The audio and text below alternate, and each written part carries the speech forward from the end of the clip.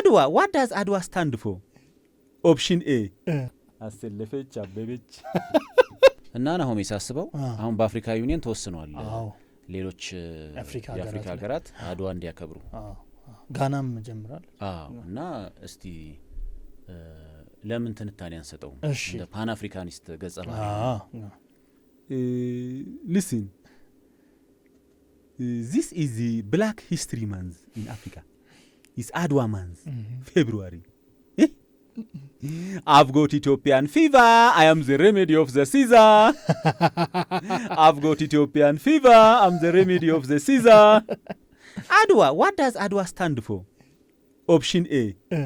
Abyssinians defending with authority. And option B.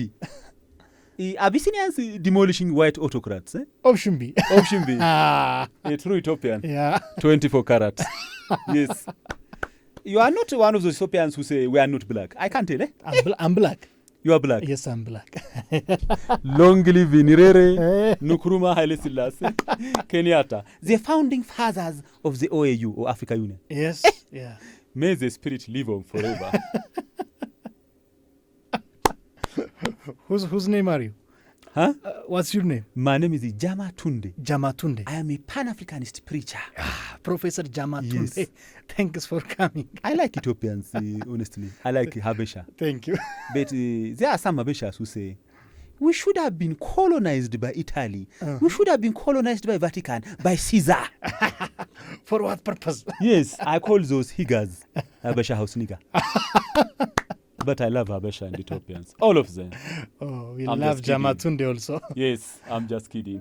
Where are the beautiful women? Aselefech, Abebech, Kadenech, Danite and night. You mean Olansa? Yeah, they're so beautiful. Even without makeup, Ethiopian women. Organic beauty. Organic, it's not GMO beauty. Yeah. Where are they?